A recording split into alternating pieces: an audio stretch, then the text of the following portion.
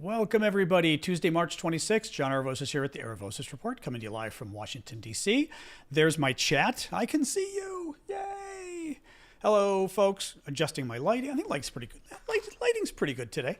It's cloudy out, so it makes the room lighting look nicer. So anyway, how are we all doing?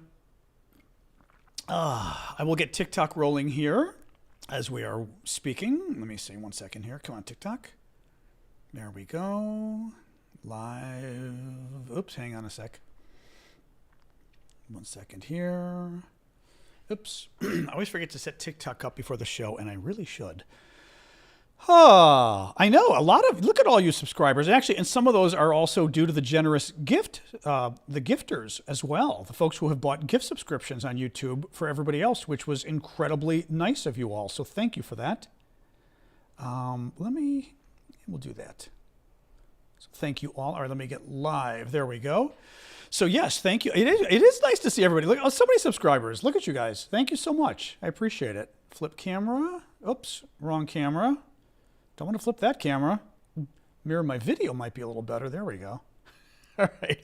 I just flipped my camera and showed my dirty, well, kitchen's not that dirty, but still to folks. So a little better now. Anyway, all right, guys. Welcome, everybody. Welcome, TikTokers. How you guys doing? YouTubers, are we all good today? Hey, guys. It is, what is today? March 26th? Excellent. Yeah, we got lots of folks joining us here today on TikTok and YouTube both. I appreciate you all being here. Yeah, TikTok, my God, YouTubers we've gotten. Thank you, Ava, for the gifts. Crazy American. TikTok gifts are rolling in. Thank you, guys. Very appreciated. And we've got a bazillion subscribers on YouTube today, like crazy number of subscribers on YouTube today.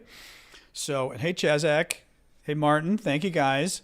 My God. I mean, it's like nonstop. Oh, hey, Blue Ariel. Thank you for renewing.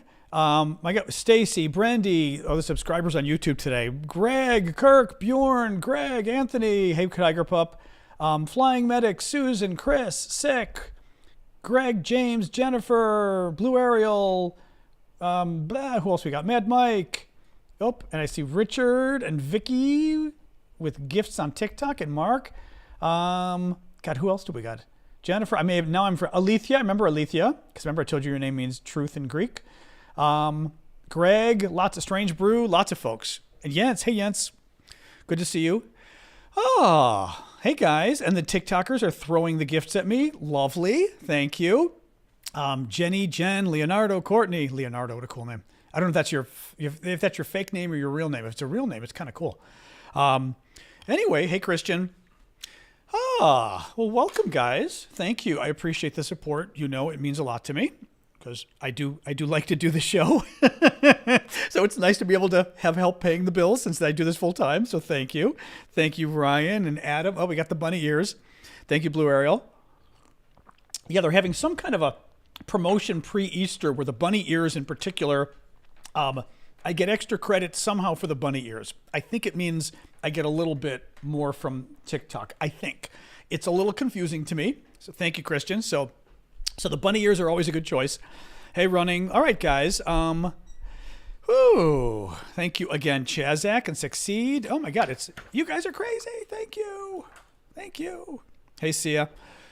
Oh, Marie. Anyway, so hey guys, decent news day. I don't think it's the biggest news day ever. Thanks, Succeed. Thanks. Who's this? User Gail and Charles. Oh, very nice gift from Tiger Pup. Thank you, Tiger Pug. Oh, Tiger Pup, I'm calling it. That would be a good name too. Tiger Pug. Thank you, guys. Yeah, so there's a good amount of news today. I don't think it's the biggest news day. Not a bad news day necessarily. The Russians are being problematic. Big surprise. Hey, Brian. Hey, Nancy. Thank you, guys. Thank you, Flickr. All right, we can get rolling here. So today, as you guys know, day 761 of Vladimir Putin's special 3-day military operation in Ukraine. The war in Ukraine is in its third year now. The Russians thought they were going to finish it in 3 to 10 days. Pretty wild. Thank you, Sean. Very nice dino gift. You know I love him. Thank you, Shebug. There's it, Frankie in Baltimore. You guys have had a bad day. Yeah, we've had to say, hey, Ben, thank you for that over on YouTube. Yeah, Baltimore, we had a bridge go down in Baltimore today. Crazy. I mean, you guys must have seen the news. I mean, if you haven't seen the news, Google it. Crazy video. And surprisingly, I mean, it looks like several people were killed, probably. 6 are still missing, but shocking that it wasn't more. Thank you, James. Just a crazy story. I mean, it's just, they're still trying to figure out what happened. But the video is just so, this entire bridge just brought down by a huge container ship that somehow was having problems.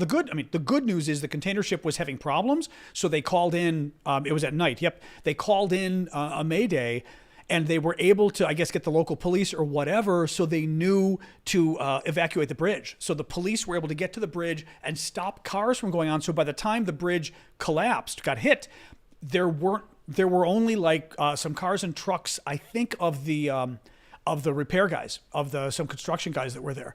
So they're still missing, which is not good, because the water was super cold. The water basically was water that you could survive 1 to 3 hours in. So work crew. Yeah. So not good. But horrific video of this thing though. Literally because the ship gets out of control, runs into the bridge. Thank you, Shane. Runs into the base of the bridge, but it's 1,000-foot long container ship. So, carrying like shipments, one of those ships where you can see like it looks like a cruise ship almost, like the containers are going way into the sky. Thank you, Christopher. Thank you, Crystal. And it had so much weight. It was 1,000 feet long, which is like 333 meters. Okay. 1,000 feet long, so much weight and mass and momentum that it just took the bridge out when it hit the support of the bridge. Really scary. Really scary. In any case, thank you, Cargo. Or thank you, Jetta. Cargo, I'm saying. Russell, I saw you write Cargo. I'm like, thank you, Cargo. Crystal, Jetta, John, Crystals. All right, well, let's get rolling, guys. Now, remember, clicking the page does seem to help. Hitting the like button on YouTube or TikTok, following me, making comments, all of those things apparently, in principle. Thank you, Leonardo. Thank you, Christopher. Thank you, Sunshine. In principle, help to tell the algorithm out in the sky that people like the show and to bring more people. So please do keep, tapping the screen on TikTok. You guys can hit the screen and send little hearts for sending likes and all that kind of stuff. In principle, it helps. That is not my YouTube Max, but it was a very nice try. That is not, my last name is missing an S there. You're close, but it's Aravosis. Otherwise you got it right. Oh my. All right, guys, let's get rolling here. So thank you all for the gifts. I appreciate it. Thank you, Christopher and Jan Thomas. So the terror attack in Moscow, the latest number is 139 dead, according to the Russians. You guys know this was the big terrorist attack that happened on Friday in Moscow. They attacked a shopping mall in the suburbs, really, of Moscow. There was a concert about to start. 6,000 people max could have been in the concert hall, and they killed at least 139 people. Very bad. The Russian government has been trying to blame Ukraine. There you go, Max. Thank you. Has been trying to blame Ukraine from the beginning. Putin yesterday finally sort of mentioned Islamic terrorists. Basically, all the experts think it's Islamic State, ISIS. ISIS itself has claimed credit. ISIS itself has gotten so frustrated with the Russian government, thank you, Sunshine, for saying that it basically was Ukraine when it wasn't. There's no proof that there's no evidence that it was Ukraine. But ISIS is getting so frustrated that ISIS even came out and provided photographic evidence of the actual attackers to show that, like, they had pictures of them before they even went there, right? So, like, they were in cahoots with them, right? Thank you, Sunshine. So then the Ukrainians started spinning it as, well, maybe it was ISIS. The Russian government started spinning it as maybe it was ISIS, but maybe they were working for the Ukrainians. So now there's like a Ukrainian ISIS, and of course, and the Brits and the Americans they're threw in today too. This is from some of the top Russian government officials, that the Brits and the Americans worked with the Ukrainians in coordination with ISIS to attack Moscow. And it's like, okay, first of all, you clearly don't understand like the relationship between the Americans and ISIS, because it's not exactly friendly, right?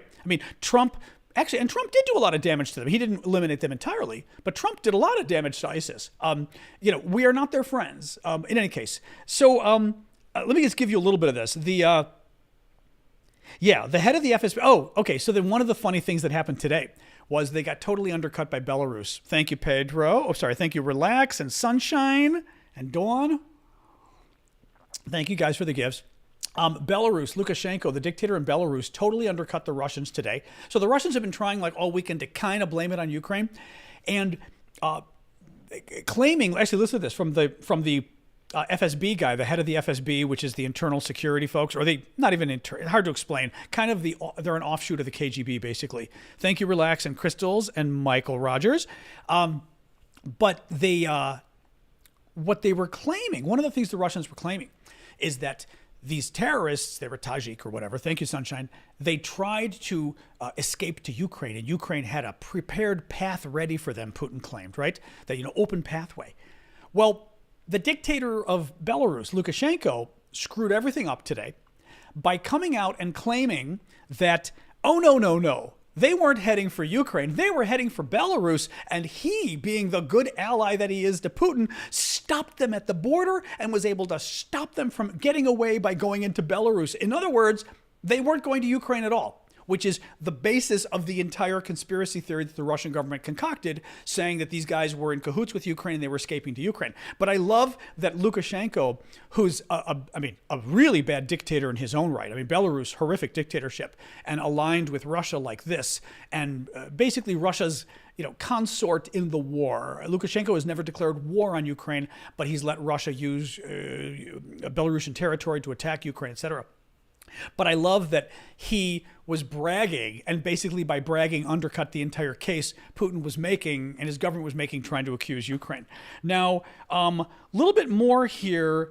Let me see here. Oh yeah. So now they've got the head of the FSB, who's one of their internal security guys, kind of KGB-ish, is going just nuts trying to blame us. He claims, this is one of my favorites. He claimed today that the warning we gave Russia before the attack, 2 weeks before the attack, we said there was an imminent terrorist attack. We had information on. We warned in Moscow. We warned that it looked like it was going to be at a public venue, that possibly a concert hall. We said it was a concert hall, in fact, that they were going after. The shopping mall, and then it was because there was a concert taking place. The head of the FSB in Moscow said today, the warning we gave was too general. It wasn't helpful. Well, I mean, we said they were going to attack a concert hall. Maybe you could have had security at concert halls? Maybe, right? I mean, folks had said, I read a report that this same shopping mall, a week before, there was some event taking place. And the witnesses said, oh yeah, at that event, they had security at the mall when we were coming in. So, you could have had security. You could have said, hey, in Moscow, let's be careful with concerts for the next month. In any case, so he's saying that for starters. Then he said the only reason we warned them about the imminent attack was we wanted to sow panic in Russia, which is kind of wild, right? I mean, like, so your proof that we're the bad guys is that we actually warned you that the attack was coming. Right? I mean, doesn't that make us the good guys? And I will say this, Russia has also warned us. Russia gave us, and this is what, frankly, countries do. You don't really pick and choose when you hear a terrorist attack is coming. You warn the other country, even if you're not friends. See, right? So like the U.S. and Iran, I think we've warned Iran of something. Recently, I remember reading about Iran, that we warned them of something. The Russians warned us about one of the Tsarnaev brothers. Remember the brothers that did the Boston Marathon bombing? Years, I don't even remember now. Was that 2011? I don't even remember when that was. But one of those brothers the Russians warned us about and said, basically, this guy's a terrorist. Keep an eye on him. And we didn't follow through. So, this is what you do. But the fact that they're using this as evidence that we're the bad guys because we actually warned them is just kind of amazing. So, here we go. So the FSB head today, according to Sky News' team in Russia, the FSB head was asked if the U.S., Britain, and Ukraine were behind the attack, and he said, it's possible. I think so. Now, actually, let me tell you one more funny story, and then let's kind of analyze why they're doing this, okay? I mean, this is not a funny story. Excuse me. This is not a funny story. This is an obnoxious story today. So a Russian journalist, thank you, Eva, thank you, Big Hawk. A Russian journalist asks Putin's spokesman today, Dmitry Peskov, about, this conspiracy theory and everything else, right? And first of all, I want to read you the question. I'm going to read you the question from the Russian journalist and read you the answer from Putin's spokesman, okay? Does the Kremlin believe the Islamists who committed the act of terror can have ties? No, which is actually the good thing the Russian reporter is doing is he's admitting that it that it looks like it was Islamic terrorists, like ISIS, right? So that's the good thing. Thank you, Andrew. Does the Kremlin believe the Islamists who committed the act of terror have ties with the Ukrainian leadership? Listen to this. Given the fact that, after all, a Jew is in charge of it. Now, my suspicion is the reporter meant to make this complimentary, I guess, to Zelensky, like saying he's Jewish, so why would you think he was in cahoots with Islamic terrorists who hate Jews, right? Wouldn't that make sense? That it doesn't make sense, right? Thank you, Tarad. Peskov responds about Zelensky. Well, there's a peculiar kind of Jew in charge who has sentiments towards a nationalist spirit. He's accusing Zelensky of being, that N-word that has a Z in the middle, that were the guys that were in Germany in World War II. Thank you, Russell. That's what he's accusing Zelensky of being, and that he's a Jew who supports these. I mean, it's just, I've said this before. There are things that Putin's government says that I think because they have certain issues, they don't even realize how weird it is when they say stuff like this. Like, basically, they think it's normal. They think it's normal to say stuff like this. It's really weird. So, by the way, you're a troll. You're a troll. You're muting for the day. Guys, that account that says it's a Jewish person, it finally hit me. The person's a troll. It kind of was weird that it even said Jewish person was the name of the account, because let's face it, I don't know a lot of Jews who would put that as their account name, but he's a troll. Yeah. So I just muted him. We're going to give him a chance to come back tomorrow, but if he keeps it up, tomorrow he's going to get one of our very special... Oh, actually, we're going to give him the double whammy today. Hold on.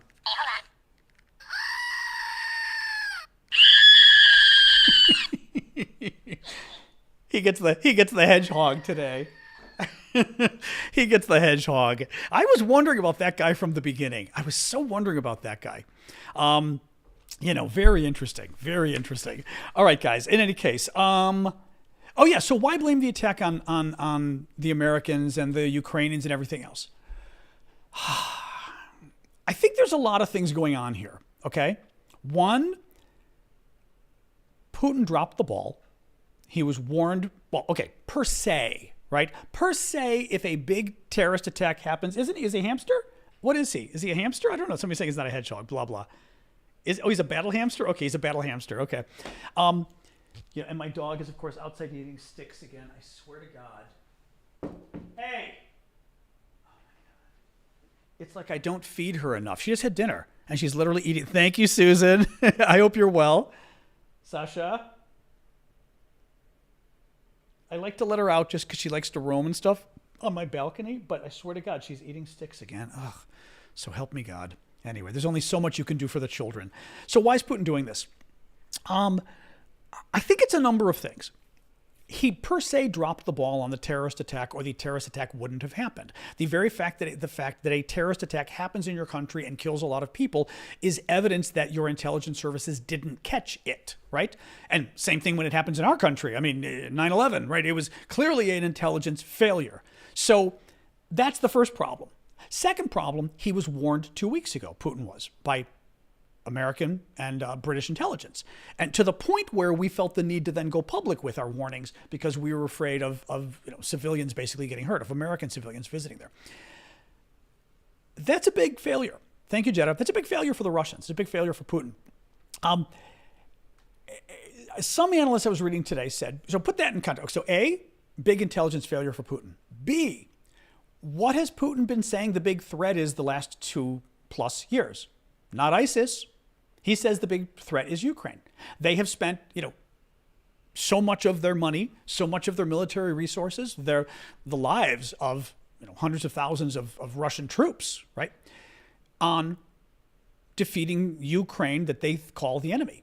Except now we find out maybe Ukraine wasn't the biggest threat to Russia, right? I mean, first of all, we know that Ukraine was not the threat to Russia. Thank you, Ava. There was no reason for them to attack Ukraine. We know that. But from a Russian perspective, you're looking at this and going, you know, this ISIS seems to have been a problem too, and you're not paying attention to it. So to some degree, I wonder whether it's sort of the sunk cost fallacy that, oh, mods, do you want to do this, mods? Come on, TikTok mods. You're going slow on me today.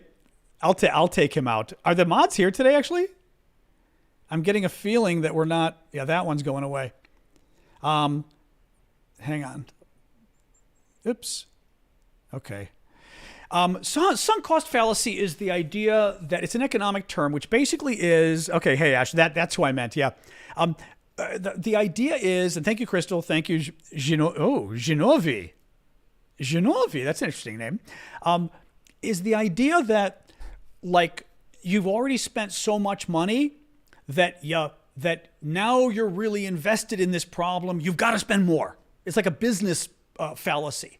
That, like I don't know, but think of a business trying to develop a product or something. They spent a lot of money and it's still not working. Rather than sit there and say, we've just spent $1 million and it's not working, let's stop doing this. They think, oh my God, we spent $1 million. We can't stop now, right? So they then spend another $1 million.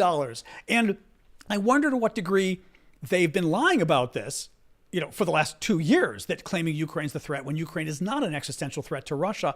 And they almost can't back away from it now, right? In addition to the fact that, of course, like we said, the fact that it's throwing good money. There you go, John. The more casual way to call it is what John and Russell just said, throwing good money after bad. Exactly. So in any case, it's very weird. It's very weird. Okay, I really don't like this. Sasha, get in here.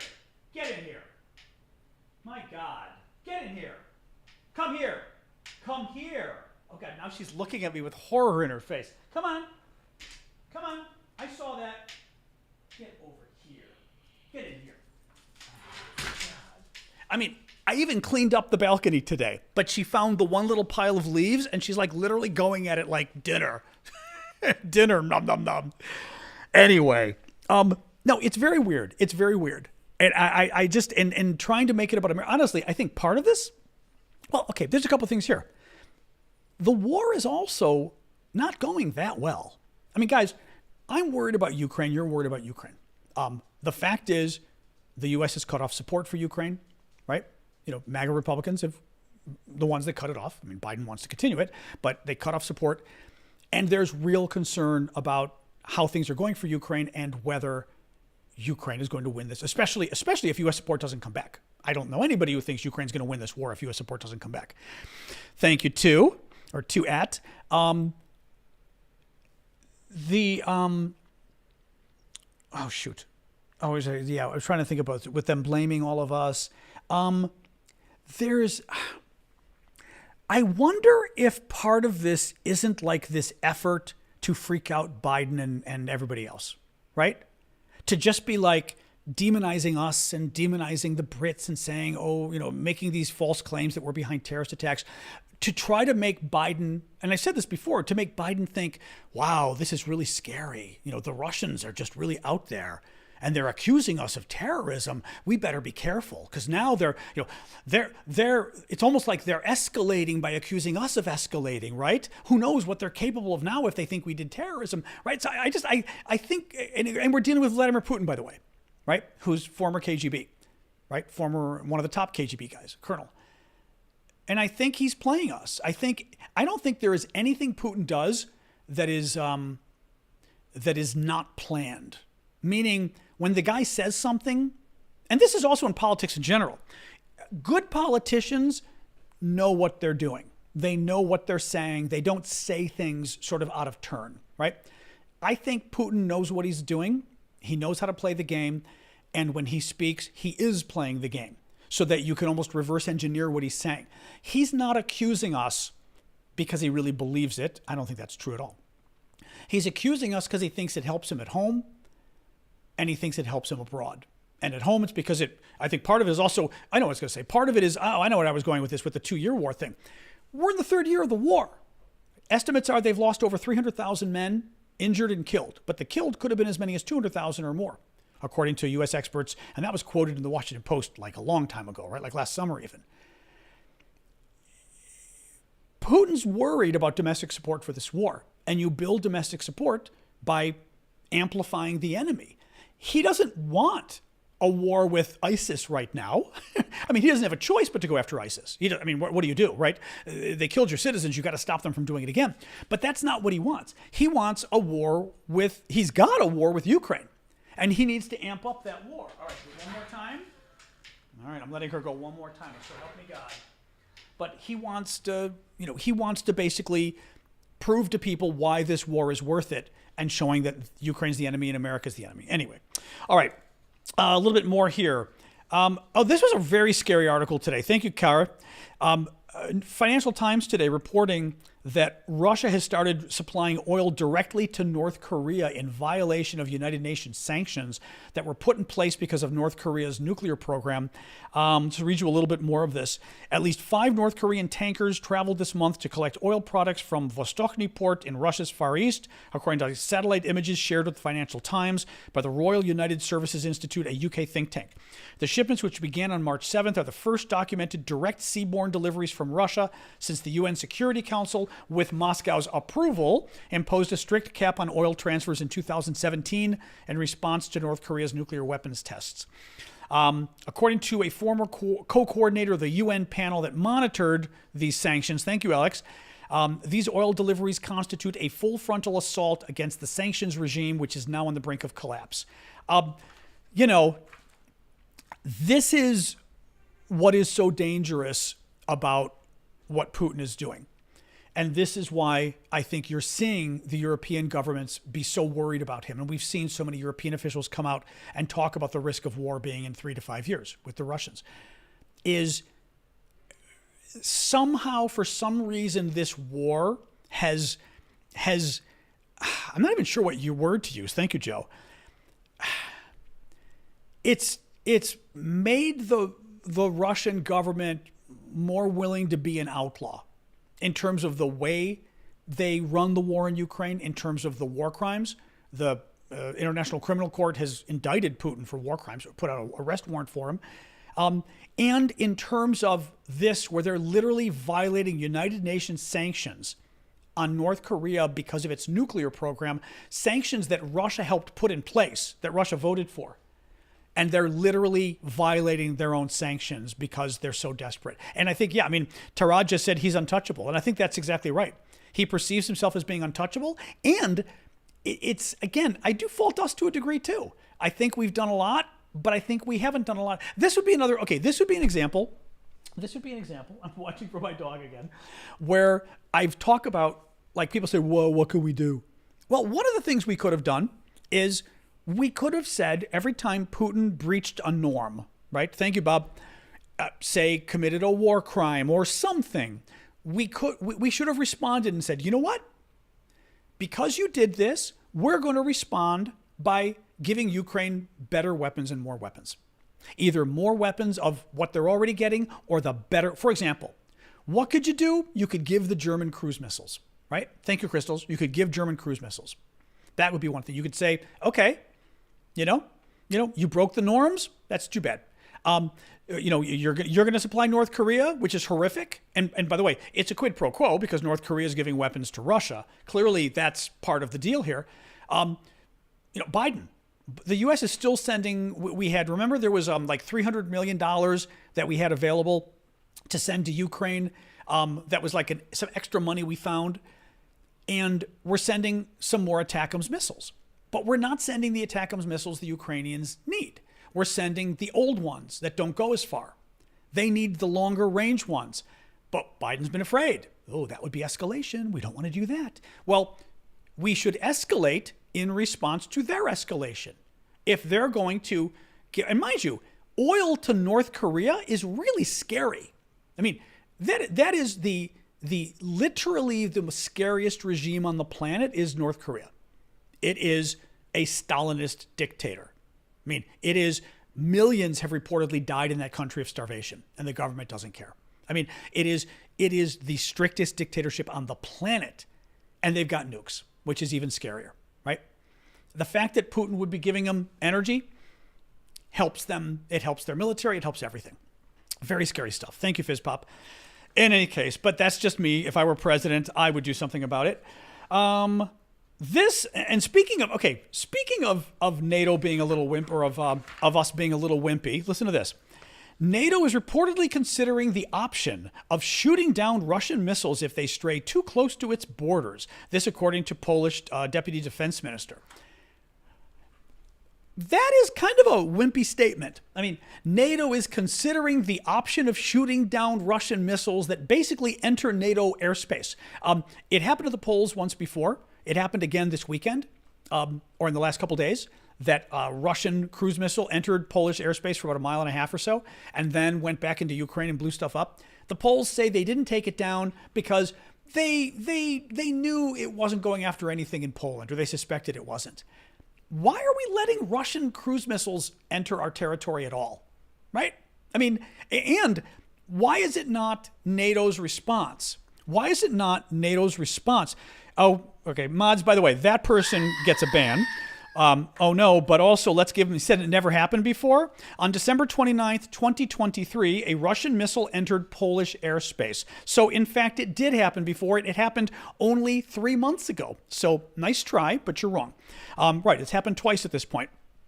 Why is it NATO's response to say, okay, we're taking any missiles down that enter our territory? And the same thing for drones. Why isn't that our response? Maybe, I mean, Stalin, his name is Stalin, that's cute, is saying they couldn't shoot it down. Maybe. I'm not totally convinced of that. All right, come here, crazy. Eating everything in sight. I'm not entirely convinced of that, but maybe. But I think it makes you come across as weak when you respond that way. You know, the response should be, it's happened too many times. And by the way, remember, the drones entered Romanian territory. They've entered a lot of NATO territory with these things. The response should be, next time it happens, we're shooting it down. And again, we're not going to shoot down aircraft. You should not go after anything. Thank you, Annette. They shouldn't go after anything that oh, we are having a lot of, sorry. Oh, sad. Sorry. I had to go. The trolls are very upset today. I always wonder what it is that gins the trolls up. Like what it is that makes them a little more, like what news, and maybe it's the terrorist attack. I don't know. It's always interesting though. It's always interesting to reverse engineer it though, because when the trolls start coming and they're getting a little more revved up, it usually means they're worried about something, which is very interesting. All right, a little more news here. Oh, Ukraine claimed another successful strike against a ship today, Russian ship. Thank you, LWD. This one was interesting. It's a landing ship. They used one of their Neptune missiles. The Neptune missile is the Ukrainian-made cruise missile. I believe they did it in cahoots with the Brits, I think. But it's a Ukrainian-made cruise missile that they used to blow up the Russian ship, the Moskva. Remember the big Russian warship, go F yourself, that ship? They used the same missile, the Neptune, today to go after, or in the last day, to go after the landing ship Konstantin Olshansky.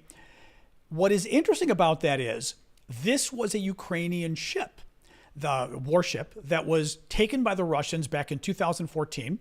Remember, the Russians invaded Ukraine in 2014, stole Crimea in the south, and pretty much stole most of Ukraine's navy at that point. Well, the Russians took that ship when they invaded in 2014, stripped it for parts, and basically doled out the parts to other Russian warships.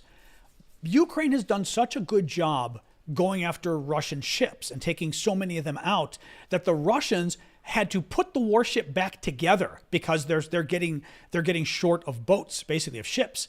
So they started putting the ship together. It wasn't ready to launch, but it was getting close to being ready for launch. The Ukrainians got intelligence that it was ready, or that it was almost ready, so they blew it up today. Very interesting and very smart of them. But so that's what's up with that. Starlink, there's a report of ongoing Starlink problems, twofold problem really. One of which is Ukrainian troops have reported in the last few months that their Starlink internet connections, this is Elon Musk's company, have been very poor, and the connection's getting worse and worse. The other problem is there are more and more reports of Russians getting access to Starlink, which supposedly they're not supposed to get, right? Very interesting, because now the possibility for the service going down, we don't really know why. The Starlink is refusing to say.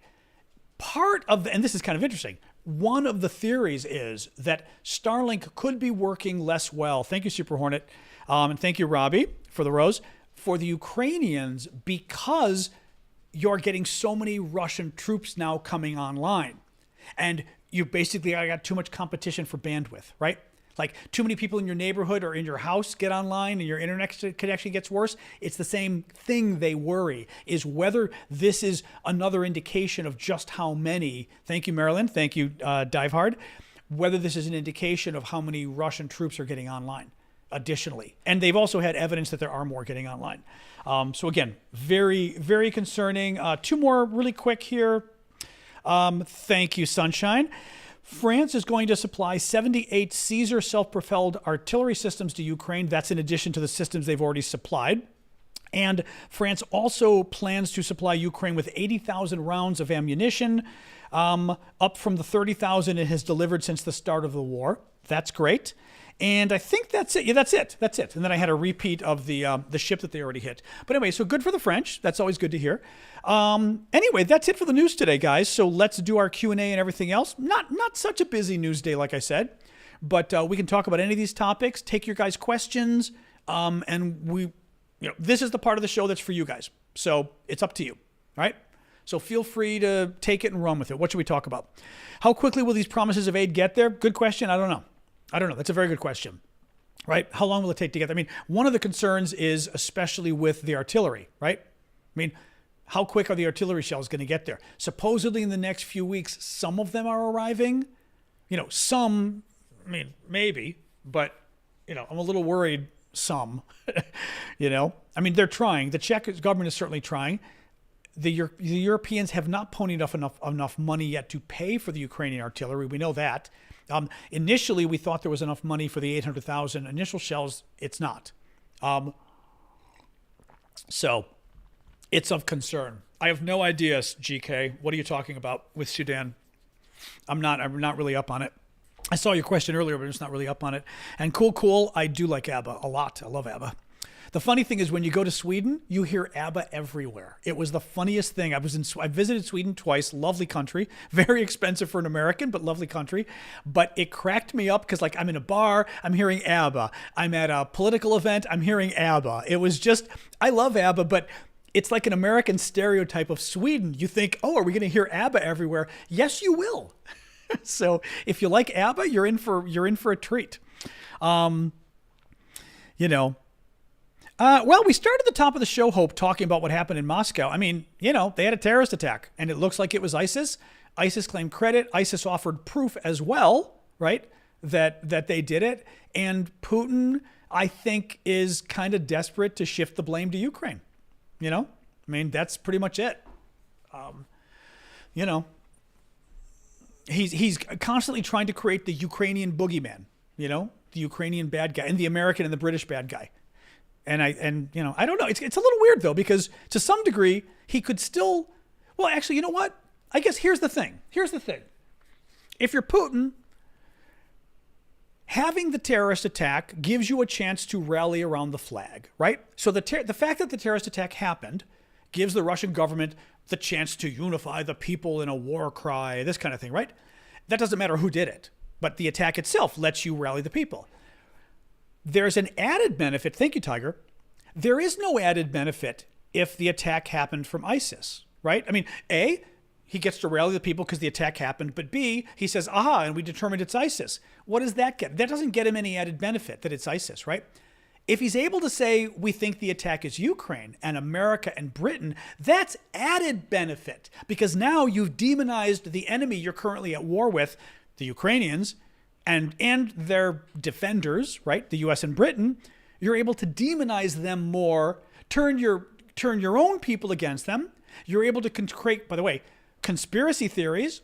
There were conspiracy theories all weekend here in the States about Ukraine, and it came from the MAGA people. I mean, David Sachs was one of them. David Sachs, who's a big American billionaire from South Africa, along with Elon Musk. He's a big friend of Musk, worked with Musk, I think at PayPal, among other places, has also worked with Musk at Twitter, because I remember Musk took him on. And Sachs is a big I call him MAGA. I mean, he's a big Ron DeSantis supporter for president. I say MAGA because as more of a mentality, right? Not necessarily Trump. And Sachs has been one of Putin's biggest defenders and one of Ukraine's biggest attackers. And this weekend, he spent the weekend on Twitter talking nonstop about how, this could be Zelensky, the attack in Moscow. I'm forgetting why we sort of why you guys got me thinking of that as far as the conspiracy theories and everything else. So why would Putin say it's Zelensky and they have, try to make it seem that way? Because the Russian term is useful idiots. It's an actual Russian term of art. You can Google it for spy work, which is people who perhaps unwittingly do your work for you by spreading your message. They call them useful idiots. And the issue is you give those people more ammunition and more verve to defend you because some of them don't even know what they're doing. Some of them just get excited. Well, the Russians even said that they've got proof it was the Ukrainians or whatever, right? So it just makes them run with it. So that's part of it too, I think. This just gave, Putin knew he was giving more ammunition to the bad guys, and it creates more ill will against Ukraine in the West. It creates more friction in the country overall. It's crazy. Oh, wow. Oh, hey, GKW. The jet stoves, were they our jet stoves? I mean, of course, we'd know because it'll have the @Aravosis on it. That's really funny. Oh, that's really neat. That's very cool if they were our jet stoves. Wow, that's neat. We had raised money, maybe the first year of the war, I don't remember, to make these little stoves for the Ukrainians. It was that first winter, I think. Oh, that's really funny. They were ours. That first winter when Russia was knocking out all the Ukrainian power. Thank you, Nick, for the finger heart, by the way. When Russia was wiping out all the Ukrainian power, the power stations and everything else all winter, we created these little stoves. Vlad organized it in Ukraine. We raised money for it from you guys. And they're these sort of metal, what do you call them? What are they called? You guys were telling me are they rocket stoves? I think maybe they're called, where basically it's like pieces of metal with holes in them and you can put coal or wood or whatever and set a pot on top so people were able to use them to cook, which is really cool.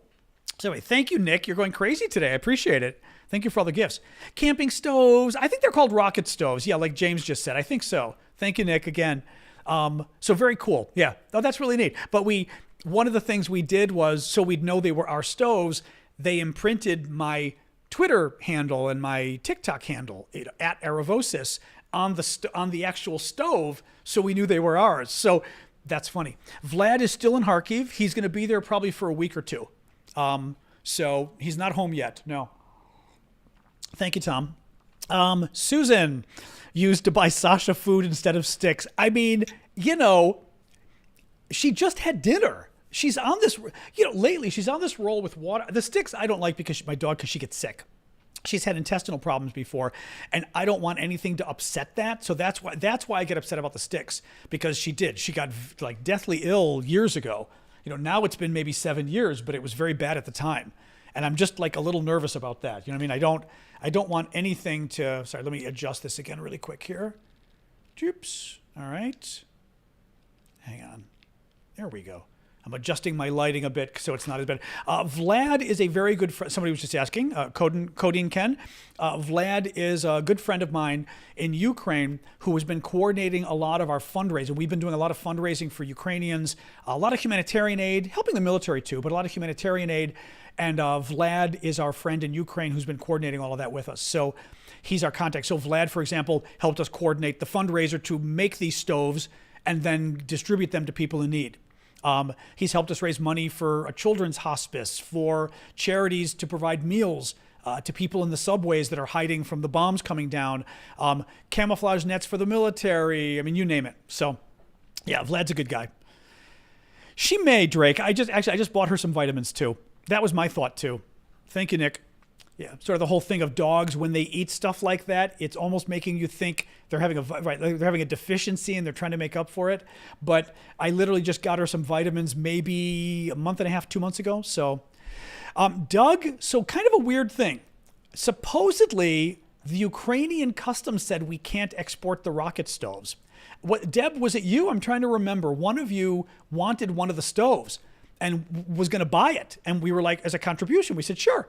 And Vlad looked into exporting them, and for some reason, the Ukrainian government, like the customs, it was Deb. That's what I thought. The Ukrainian government kind of freaked out about it, and I have no idea why. Or Ukrainian customs, right? Kind of weird though, because literally they're pieces of. It's stupid. They're pieces of metal. I mean, it's literally 4 pieces of metal like this with holes in it. That's it. There's like nothing, you know. She seems to be eating wood, James.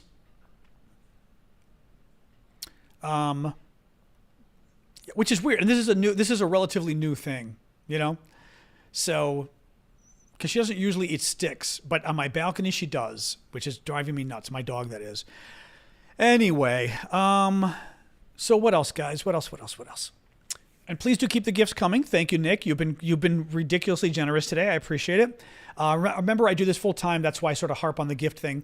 So you guys' gifts help me pay the bills. Also, memberships. Please do keep the memberships coming. You will notice on TikTok, the members are the SNN. SNN is for Sasha News Network, my dog. It's kind of our inside joke. Thank you, Dora. But the members are folks who have signed up for monthly contributions automatically. You can do it. There's maybe a button on the bottom and a button on top. I'm trying to remember. You guys can maybe help folks out, maybe mods, tell people. Because on your end, it's a little different than mine. But you can become a member. And one of the things you get, or two of the things you get actually, is you get on both services, on TikTok or YouTube, you get access to a bunch of emojis, which, you know, just kind of a nice little thing. But special emojis that you've got available. Folks who are members can show you right now. And you get to join our weekend show. I do a show every Saturday, almost every Saturday, unless I'm traveling that day, you know, or when I'm in Asia for 2 weeks. Okay, I may not do the Saturday show, you know what I mean? Well, partly because the time zone is going to be totally messed up. But I do a show on Saturday, often with my friend Vlad in Ukraine, and it is a more intimate group. Like we did it this weekend on YouTube, where maybe we had 10 or 12 people, Discord, where we get, again, maybe 10 people, and TikTok, maybe 50 to 75. But it's a much smaller crowd, and it's nice because it's more personal. So, and the whole show is just, you know, us talking. So, you know, me and you. So it's kind of it's a thank you for me to give to you guys for subscribing, and it's just a nice, you know, it's a nice casual hangout where we do usually get into the politics and Ukraine and everything anyway. But, you know, limit of 5 emojis needed. I'm not sure what that means, Street Rat. Or are you saying I've got access to more emojis? No, maybe I do. I don't know that I didn't know if I did. That's okay, Danny. However you can help, I appreciate it. But yeah, so on TikTok, on YouTube as well. James, you are getting commercials because YouTube does not give me the option to turn off commercials for members. The only way you can do that is by becoming a YouTube Premium, which doesn't give me any money, but gives YouTube money. That will turn off the ads. The irony, of course, is that then you're giving Ukraine money and I don't even get ad money, but what do you do? But they don't give me the option to turn off ads for people who are paying members. I would. If they gave me the option to do it, I would. But they don't let us. Yeah, as Ben was just saying, yep. But one of the things on YouTube as well is you guys can do gifts for other people. Anyway, thank you for that, James. I appreciate it. But you guys can do gifts for others. So you can donate gifts, you know, just a 1 month, you know, each month is $4.99 or something. And you can donate just a 1 month gift. Or you can donate 5 1-month gifts that go to 5 people. And the YouTube app will automatically give it to various people randomly who are here today. And then they're able to join our weekend show as well and use the emojis. So consider doing that too, if you would. A number of you have, which I appreciate. Thank you, R19, for the cap. I did see that. YouTube does not. I don't think YouTube gives me premium money. I don't think so. I don't think so. YouTube Premium is just, you know, YouTube Premium. That's YouTube's own, right? Like you can download videos and all that kind of stuff, right? I'm pretty sure, you know. I'm not sure what you mean, Cold Beer. I don't understand your question there. Maybe write it again if you can, maybe. Thank you, Nick, for the hearts. You're nuts today, Nick. I appreciate it. Thank you. Jens, I remembered you. I was going to say, Jens, I thought you were the one who gifted a membership before, but I wasn't sure, so I didn't want to say it. Thank you, Jens, for gifting a YouTube membership. And Sword for Justice, you just got the YouTube membership that Jens gifted. So you will have that for a month. And And that way you can join our Saturday show and you can use the emojis. And it's nice too because it makes your name green, at least for me. So I'm able to see who the subscribers are, which is nice. And same thing for you guys here. I can see all the SNN folks who are like Elizabeth. I can look right now. Elizabeth, Ash, Courtney. Who else we got? R19, Timothy, boop, Street Rat, Poppy. Anyway, you get it. It's nice too because that way at least and Joe, I can sort of see that. Yeah, the problem, NJ. I mean, yeah, the. You know, I will say this. They've done a good job of scaring me about saying anything on this app.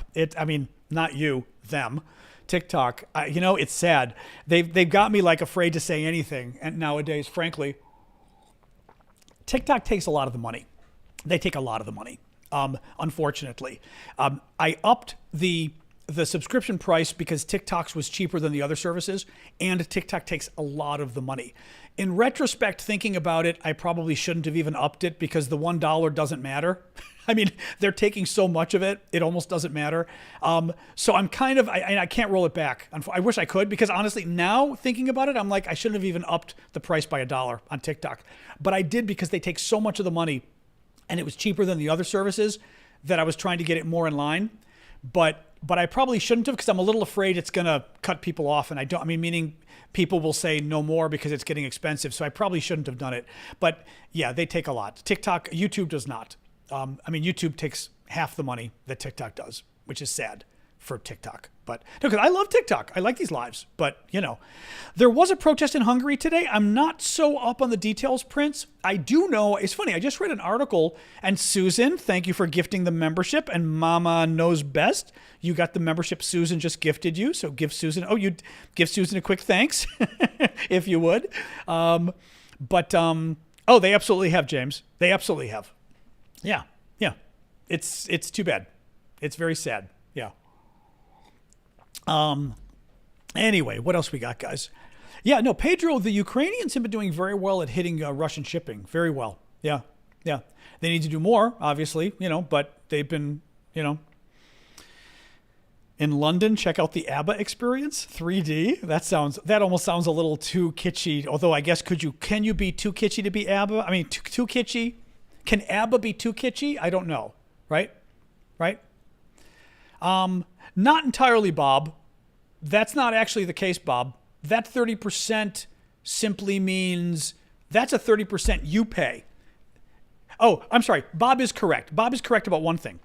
You are correct about this. We're talking about two different things. On TikTok, you should, when you're buying me gifts or any creator or doing subscriptions, you should do it from your computer. Don't do it from your phone. If you do it from your phone, there's a risk that you're having to pay the Apple store, the iPhone store, 30%. So like even buying the money you buy on TikTok to be able to buy gifts, when you buy that money, do it from your computer. Log into your computer on TikTok, buy the money, and then use it on your phone to give the gifts, and you're going to save 30% on your end. On my end, they still take 65% or whatever they take, unfortunately. But at least on your end, you'll save a lot of money on TikTok for any of the creators you do this for. Sasha, I don't believe you. All right, I'm letting you go again, but I don't believe you. I'm watching you. To quote Jack Nicholson, I never saw I saw the first movie when he's like, I'm watching you. Oh God, and we've got, okay, really? Hey, get it, Sasha. Get over here. Oh my, I'm going to kill her. Get over here. Get over here. What are you doing? Get in there. Jesus Christ. Oh my God. She walked outside and immediately grabbed a stick. Literally grabbed a stick and started eating it. I'm like, oh my God. No, anyway. When I go to Chicago in a few weeks, meet the parents, we're going to go to the vet and because she needs a blood test anyway for her kidneys, because her kidneys were starting to get a little bit of an issue last year. The vet said it wasn't a problem yet, but we got the good kidney food for her, prescription and everything else. But, we'll do a blood test and make sure there's nothing going on. Quiet. Now, really? Now she's going to be at the front. Now she's at the front door whining because she wants to see the neighbor's dog. Oh, my God. she just like, she just doesn't stop. I mean, I love that dog, but oh my God. Thank you, Nick. She just drives me crazy. She totally has my number. No, she knows how to drive me nuts. And she's like, okay, either I'll go on the balcony and I'll eat sticks so that you'll be afraid I'm going to get sick, or I'll go to the front door and she's just whining at the front door. Like, you probably can't hear it this far away. I'm guessing it's too far. Yeah. Yeah, her teeth have always been very good, Jono. The vet checks her teeth every year. She's always had great, and I brush her teeth every night, although not wonderfully, but I do. Thank you, Nick, for the hat. So her teeth are probably not the problem, but thank you for saying so, because yeah, they get checked every time we go. Well, she's just doing like this thing, and it's just pathetic because you're like, Mom, thank you, Nick. You hear the dog whining and you're like, oh. The Kongs. I do have Kongs. She goes through them. I mean, meaning I'll put peanut butter and stuff in them and it's like, the vet is very expensive here. Yes. It depends where you live though. Like in Washington, D.C., they're much more expensive than they are in the Chicago area. So typically I like to take her to the vet when I visit my mother in Chicago because it's so much cheaper. I mean, it could be, well, I don't even know how, it's hard to say how much, a third cheaper, like 30%, 40% cheaper, maybe even, it's much cheaper though. Thank you, Nick. U.S. and Israel after the UN vote. Yeah, kind of interesting. Look, I think Biden, I mean, not to go totally off topic here, but I think Biden's clearly getting increasingly frustrated with Netanyahu. And I'm getting frustrated with him. He's playing games. Now they're talking about, I don't want to get totally off topic here, but now they're talking about expanding the settlements. Thank you, Lamb Chop, which are illegal and obnoxious. Like I'm a big supporter of Israel, but I've never supported the settlements. That's insane. And Netanyahu's just doing it to be a jerk at this point. All right, there we go. Thank you. Good girl. All right. Now she's back into her bed under my desk, so that's good at least. That's good. All right. Actually, oops. Try to adjust. There we go, a little bit. Adjusting you guys. Anyway. Yeah, I'm sure. I mean, Jeff, like I said, she's doing vitamins now. Thank you, Jen. I did put my dog on vitamins just because she's a senior, and I was like, you know what? Can't hurt. So she's got doggy vitamins. Oh, okay, Cliff, I'll keep an eye out. Thank you. She's doing doggy vitamins for that and for like her kidney stuff. So hopefully, thank you, Janice. Hopefully they're having some impact, But, who knows? Thank you, Crystal. Oh, a dog that ate rocks. I know. She used to eat dirt as a puppy. See ya, Titch. Thanks for joining us. She used to eat dirt as a puppy. She'd drive me crazy. She'd literally, because, you can see, I've got a balcony and I love you can see I've got a lot of plants, right? And no matter what service you're on, you can see the plants. And she'd go onto my balcony and she would just like dig into my plants and my irises, especially because I made the mistake of using bone meal on my irises because irises like bone meal. But guess what? Bone meal smells like bones. So she's in this dirt she comes inside and she literally has one of those evil, like Star Trek alternate universe beards. Like her whole face is black like this. And I'm like, I'm going to kill you. I was so pissed off. It was funny, but I was so pissed off. Cliff, it's not a bad question. It's probably too late at this point. Easter baskets for the Ukraine orphans, it's too late. Easter is this weekend. That's the problem, I think. I think it would have been a good idea. Also, it's not too late. Their Easter isn't for another 6 weeks. Let me send a quick message to Vlad. Their Easter is my Easter. Their Easter isn't for a while. Hold on. People are asking if we should raise money to get Easter treats for orphans. I'll say, or the hospice. Okay, I just sent Vlad a message. He might be in bed. He should be in bed already, but he'll see it in the morning. That's a good idea, Cliff. No, I was totally thinking, I'm totally thinking Easter is this weekend for everybody because it's not my Easter because I'm Orthodox. My Easter is May 5th, but the Ukrainians are Orthodox too, so their Easter is May 5th, so there is time. That's a good idea, yeah. Let me ask him because, again, it depends how easy it is to do. Not easy, but you know what I mean? Like whether it's doable, but we've got time. So that's not a terrible idea. He can, at the very least, we can contact the hospice and ask them. And my guess is they're going to say, sure, why not, right? So that's a good idea. Yeah. I doubt the calendar. No, the calendar switched for Christmas, Irene. There's no way they changed Easter. Well, I shouldn't say that. I shouldn't say that. That's an interesting question. When Ukraine changed Christmas, they didn't change Easter too, did they? Because they changed Christmas to move away from the Russian Orthodox and to move with the West. But Easter, like us being Greeks in America, we celebrate Christmas December 25th, but we celebrate Easter on Orthodox Easter, the Orthodox in America. We don't celebrate Easter on the American Easter, so to speak, the Catholic Easter. Oh, Marie says they started to change Easter last year. They're starting to change Easter next year. Okay. Interesting. Yeah, because for us, that's interesting you guys are doing that, though, because for us, Easter, we still do Orthodox Easter. But we do Western Christmas. So Christmas is December 25th, but Easter is always, Orthodox. So my Easter isn't until May 5th. So I would recommend for the Ukrainians, you could always keep Easter the same. Then again, you know what? If they're trying to do a total cultural break with Russia, it may make sense to do the big switch, I have not watched 20 Days in Mariupol yet because honestly, it still makes me kind of like, ugh. I've heard it's such a hard thing to watch that I haven't watched it yet. This is the documentary that won the Academy Award. I've got to watch it, obviously, but it won the Academy Award for Best Documentary. I'm Greek Orthodox, Mandy. So we're part of the larger Eastern Orthodox that the Ukrainians are part of, and the Russians and the Romanians and Bulgarians, I think, and a lot of the others. And one of the Baltic states, right? One of you guys told me was Orthodox. I remember because I was surprised it wasn't all of you. I did not make a new TikTok account. This is my TikTok account. I have one backup account and many fake accounts that TikTok refuses to remove. I've reported them to TikTok, and TikTok literally got back to me and said there was no violation in the account somebody created that was a fake. Stole my picture and has been contacting people to just try to scam you. And I was told that's not a violation. I was like, okay, no problem.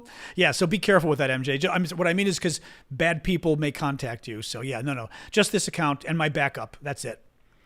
Oh, they've stolen my videos. They don't care. I've told them that this account stole videos too. They didn't care. It's it's sad. What do you do? Anyway, what else, guys? What else? Yes, the mugs. I know. Well, we'll have to tell Rowan is here today. I'm laughing because Rowan's daughter made the mug. I mean, the mug was already made, but made the design in school. And everybody today every time I pick it up, people on TikTok keep going, you've got to sell that mug.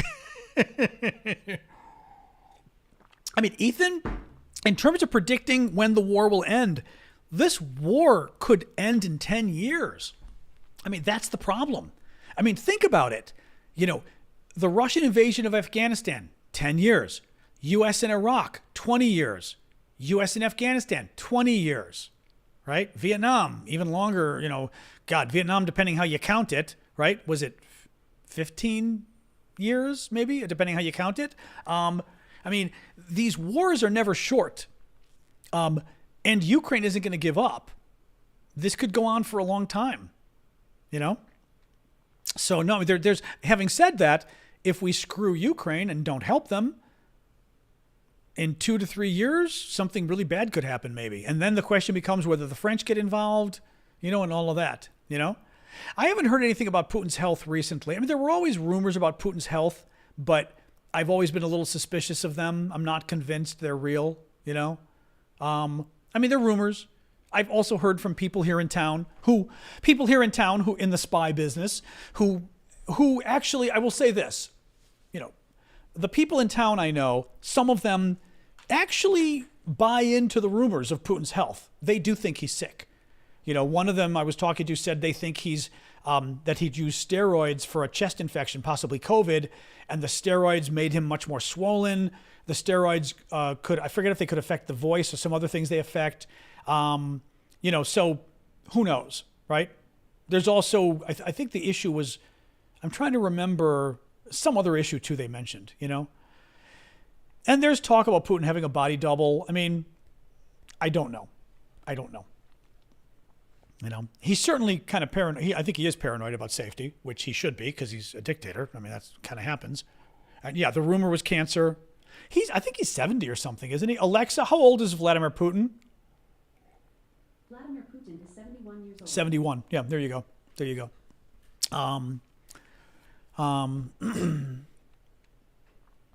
Magical, I don't know what their problem is. I really don't.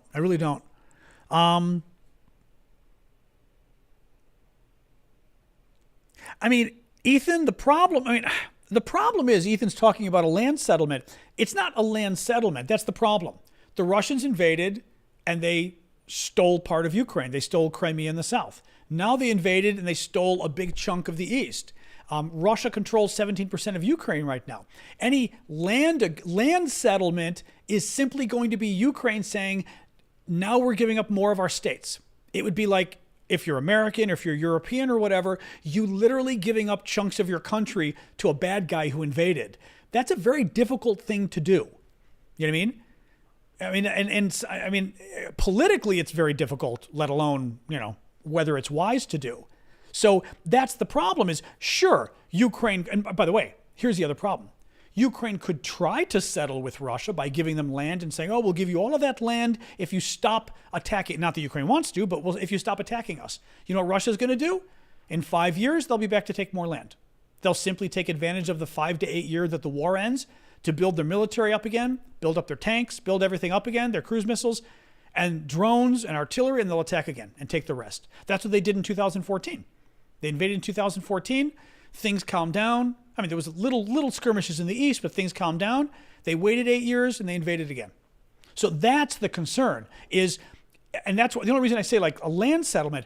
This wasn't a fight over land. This was about Russia wanting to take Ukraine because the Russian government does not believe that Ukraine is a real country. And they've said this, that there was a quote at the beginning of the war. I forget who, one of the Russian officials saying that Ukrainians don't realize they're not actually Ukrainian, that the Ukrainians, think they're a different country, but they're actually Russians who are confused, is what the Russians were saying at the beginning of the war. And we, the Russians, need to educate them that they're confused into thinking they're really an ethnicity and a nationality, right? How do you settle that, right? Russia wants to take all of Ukraine. No settlement is going to stop them from taking all of Ukraine. They'll be back for more. The only thing that will stop them from, by the way, the only thing that will stop them from starting this war again is Ukraine joining NATO, or NATO having troops all over Ukraine so that the Russians are afraid of killing NATO troops and going to war with us. Thank you, Karen, for the hearts, right? Otherwise, what do you do? It's bad. Thank you, Jake, for the gift. And WC Fields, you got the gift from Jake. Excellent. Thank you for that, Jake. Leave the World Behind. I don't know that movie. What is it? Cool. I don't know. No, it's a horrible, theory, Thank you, Mary. I was not Sobo.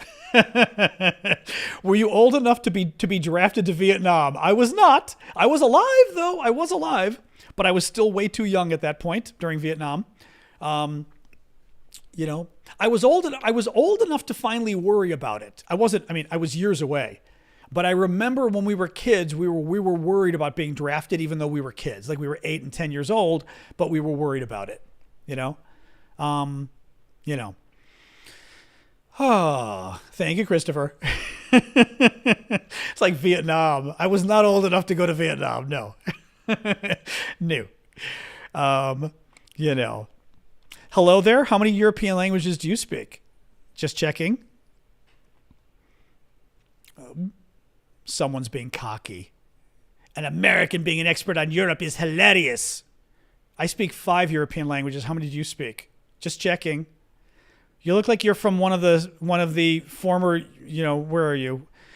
Baltic. So I'm going to guess you speak 3, maybe 4 if you're lucky. You don't speak 5. I just proved you're wrong, so it's hilarious. It's hilarious. It's hilarious. Oh, wait, what happened? It's hilarious. Oh, did I have it off? It's hilarious. It's hilarious. That's our new symbol, by the way, Ash, for he's gets to see the door. That's our new symbol, by the way, Ash, for he gets to see the door. Yep. Yeah. Typically, we're not a big fan of sort of racism here on the show, so we don't go and typecast different countries and different populations and their intelligence and stuff. That's kind of weird. It's racist, frankly. Not a good thing, so. I am live on TikTok and YouTube. That's where I do my lives right now. And as soon as we figure out the tech behind it, I will stream to more places. Yeah, dive hard. That's exactly right. Exactly. I mean, that's kind of a complicated question, Magical. I am not an expert on the bridge in Maryland. I know that it's not going to be fixed for years. It's going to cause a lot of congestion in the area. It could cause problems for us driving like between DC and New York and Philadelphia and all of that. The port of Baltimore itself is a large port for autos, among other things. I read today the auto industry could be affected. So it's a problem for Maryland. It's a problem for Baltimore. You know, it's just a problem across the board, but not sure. I mean, but I don't know enough about the economics, partially because, you know, I'm close to Baltimore, but I'm not Marylander. You know what I mean? So I've never paid attention to Baltimore's economics, even though we're not that far away. We're like an hour away by car. It's just not something I'm really up on. Yeah, don't know. You know, watch it, Pen. That's kind of funny, but watch it. Although I guess you can make that joke on YouTube. You're probably safe to make that joke on YouTube. So, Moldova is the next target. I'm sure it is, Roman. Yeah. Putin. Well, I mean, Georgia as well, but Moldova for sure. Is Klingon considered a foreign language? I never did try to learn Klingon. It would be funny. It would be funny to try to learn it, though. It'd be funny to try to learn it. Deb, I'm not sure what you're talking about. You know, no cheddar for Baltimore. Yeah.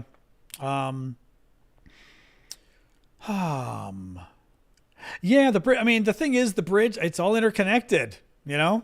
Yeah. And it's a 50-year-old bridge. It's from the 1970s.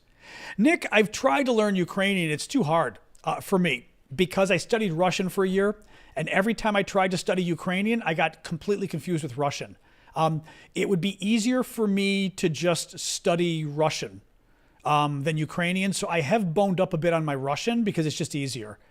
Oh, Deb. Yeah, I'm not packing yet. I mean, I don't leave for a week and a half, like a little more than a week and a half for Chicago and Asia. So, you know, maybe this weekend I'll start packing. I mean, a couple days I'll start. Like, you're getting me nervous now talking about it.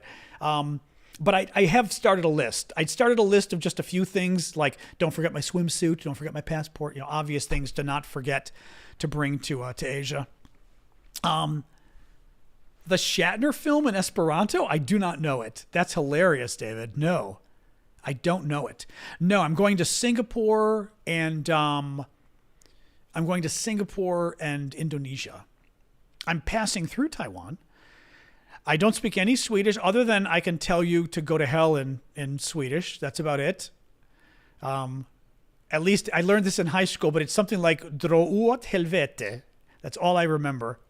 That's the only, and that and tak are like the only two things. And hey, I think are the three things I can say. Sprinter, ouais, je parle français. Ouais, j'ai fait des études à Paris et aussi j'ai visité France beaucoup de fois. Bon, I mean, 15 fois, je sais pas. Et j'ai travaillé pendant l'été en France quelques fois aussi. Donc, ouais, mon français, c'est assez bien. I mean, ça fait quelques années maintenant que je parle pas, mais français, c'est mon première langue. Oh, première, après anglais. But yeah, my French is number one. Spanish is next. Spanish is very good as well. And then they get rougher. You know, Italian, I was fluent. It's rough now. Greek, I was fluent. It's rough. По-русски, я говорил по-русски, but now, yeah, now not so much. I don't even know how to say now. I could say today, сегодня. Сегодня не говорю, or я говорю немного по-русски. Just a little bit. Is сейчас now? Okay. Yep. But I mean, I liked Russian was impossible, but I enjoyed the language, but it was impossible to study. It's very difficult, which I'm sure Ukraine is too. Thank you, Dragon. I'm sure Ukrainian. Español, sí, puedo hablar en español, sí. Bueno, es difícil porque no sé qué decir, pero estudié español 12 años en la escuela y la universidad también. Y una vez trabajé en Argentina, un verano, fue el invierno en Argentina, 2 meses, pero era bastante para mí para finalmente fijar mi español, para hablarlo bien, porque lo estudié tantos años. Yeah, see, actually right now, for some reason, I'm more comfortable in Spanish than French, which is weird, because my French is so much better. Like, my Spanish is coming out easier than my French right now. Do I see the correct French spelling when you speak? I don't know what that means. What do you mean? I know nothing in Lithuanian. No. Thank you, Luis. I've never visited the Baltic region. I would love to visit the Baltic region. You know, I don't know enough about the court case, user, as to why it was a surprise that Trump's bond was lowered, but I don't know why. Do I see that? I mean, I don't see the words in my head. They're more comfortable. Like right now, Spanish for some reason is a little more comfortable in my head, whereas French, si je parle français, c'est pas qu'il faut que je réfléchisse un peu en français, mais quand même, c'est un peu plus difficile qu'avant, parce que je parle pas en français maintenant. Je pratique pas. So I mean, I'd have to get into a conversation with somebody. My French is very good, actually, but right now it's not comfortable for me right now. Also because, like, I'm not sure what to say right now. But my French is actually if anything, right now it's not as good as it usually is. My French is excellent. There's a really good interview I did, but this is now 14 years ago. I did an interview with, what's it called? Marianne, which is a French magazine. And I did an interview with Marianne for like 15, 20 minutes in French about blogging in the States. Back in 2008, maybe. And that interview, I was very good, but that was, 14, 15 years ago. And I've gotten a little rusty since then. But my French is very good. It's a little rusty right now. Yeah, I haven't spoken Spanish in a while. I've got to practice, and I've also got to be around people to hear their accents to kind of pick it up a little bit, Luis. You know what I mean? Like right now, it's just pulling whatever accent I've got in me right now, which in Spanish, we tend to learn Mexican Spanish. I'm from Chicago. So in Chicago, we'd learn a more Mexican Spanish. Actually, the U.S. overall, other than the East Coast. Well, East Coast too. Washington is very Central American. Is there coffee? Il y a du café? Yep. Or, il y en a? Respectable. Okay, good enough. But I do, when I get very comfortable in French, I get more of an Argentine accent. Il y a du café, I would say, for is there any coffee? Il y a du café. For is there some coffee? Or il y a café? Could you say il y a café? Romain? Il y a du café? I would say il y a du café, but I think it's more polite to say du, or more correct. I don't know if I'd say il y a café. That sounds weird to me. No, il y a du café. Yeah. I'm not trying to ignore YouTube. They keep throwing stuff over here. You need the map? Oh, okay. Susan wants the map. We've been mapless here. Okay, there. Now you got your map, Susan. Sorry. Well, no, because they're like doing follow-up. The same people are throwing follow-ups at me, so I was like looking at it. Il y a. Il, I is like a Y, and then A. Quebec French, I've heard. I don't speak it. It's funny. The Audrey is Quebecois. I don't know if Audrey's been here lately, but Audriane, who joins us occasionally, but she's Quebecois, and she was doing, I don't know if she still is, she was doing a lot of TikToks. I follow her on TikTok videos in French, but in French Canadian, which is very interesting. Very interesting.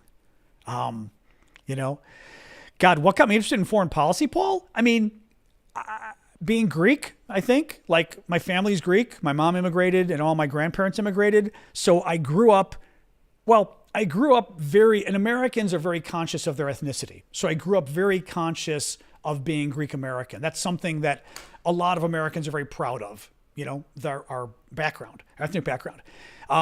And I always was fascinated by international things, by language and travel and everything. So I've just always loved that stuff. And as I got older, it started to translate into international politics and things, right?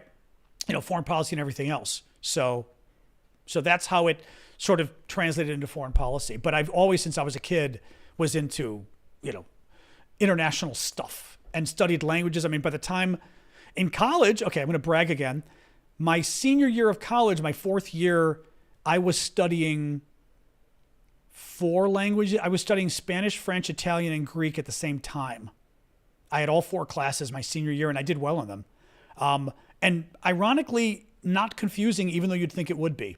They're not. You can just sort of compartmentalize them in your head. It was crazy. Because it was my senior year too, and I was like, I want to get I was wanting to take as many classes as I could, you know what I mean? Because once you leave at law school, I'm not going to take language classes, so, yeah, I just love it, Paul. I find it fascinating. And I like languages. I've always liked the language stuff. Like went to Japan when I was working in the U.S. Senate, went to Japan on an official trip. The Japanese invited us, and just studied a lot of Japanese for that trip and got to use it, which was fun. Because at least at the time, I think Japan may still be that way. At the time, people did not speak good English in Japan at all. I mean, terrible in the early 1990s. So that it was still very bad. Like, I ordered horrific stuff in restaurants, but like for taxi drivers and stuff, my Japanese was good enough, which was shocking. I mean, it was pidgin Japanese, but it was fun though, learning the words and stuff, And I love that anyway. It's fun being able to use the languages like in the country, especially in the countryside, where you get to speak to regular people, which you can never do otherwise, I mean, you can if they speak your language, but good luck, Yeah, France is funny about French. I mean, even in Paris. Oh, you are strange, bro. Okay, that's interesting. Even in Paris, because my French is so good, I could win people over. I mean? I would get a lot of people in Paris, maybe 1/4, but still, who would be like, "Oh, but your French is so good. Why do you speak French?" And it was this very welcoming, which isn't so usual in Paris as much. The rest of France, which I haven't spent I've traveled, but I don't know. I mean, I've lived in Paris a lot. I don't know the rest of France as well. I'm sure they're nicer. What do you do? Yeah, but I also know how to work it in France. In France, I've told you this before. In France, you've got to really genuflect in France. You've got to excuse yourself and say, "I'm really sorry." Be very polite, very diminutive, right? Like, I would go to the bank because the banks used to always confuse me in France because I was there in the 1980s. And back then you couldn't we didn't have the internet. You couldn't just send money back and forth. So getting money from my parents was never easy. And I forgot whether I had write a check or something, and I would deposit it in my account. And I remember filling out the deposit slips always confused the hell out of me. Thank you, Depress. And I would go to the woman at the desk and I'd be like, "Madame, bonjour, madame, je suis vraiment désolé, but je suis totalement confondu." I'm like, I'm totally confused. I'm really sorry. I just don't. And she'd be like, "No, it's okay. Give it to me." And literally, I'd go to the bank and she would take the deposit slip, and every time she'd fill out the deposit slip for me. Every time I go to the bank in Paris, and I remember my friends going, "You got to be kidding me. They're helping you with that?" I was like, every time they help me. And I was 19, so you're 19 and cute, but if you work it, it works in France. You just have to, in Paris at least, you have to bow down and kind of supplicate. You have to be like, "I'm really confused. I don't know what I'm doing. Could you possibly help me?" And they like that. That's my sense, at least, of the Parisians. They like you to be a little submissive, So, and some of them are jerks too. I mean, some are, but I found a lot of Parisians to be very nice, actually,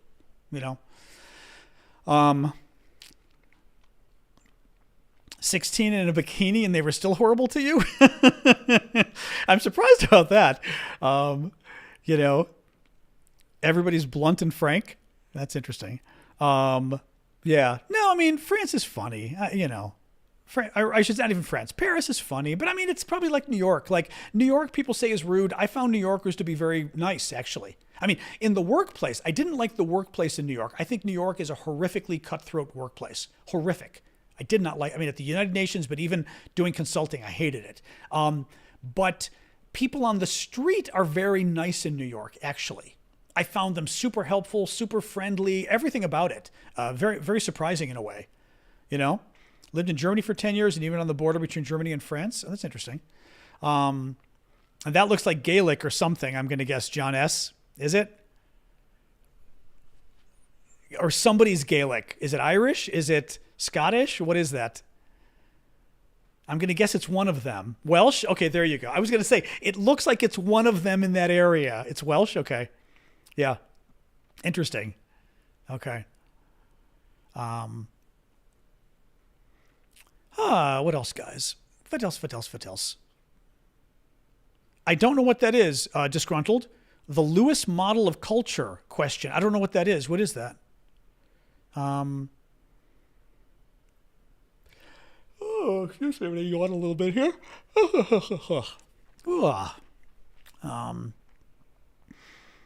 New Yorkers are kind but not nice. That's interesting. I don't know. Nice but not kind. That's interesting. Kind but not nice. Actually, that's a good way of putting it for New Yorkers, I think. Yeah.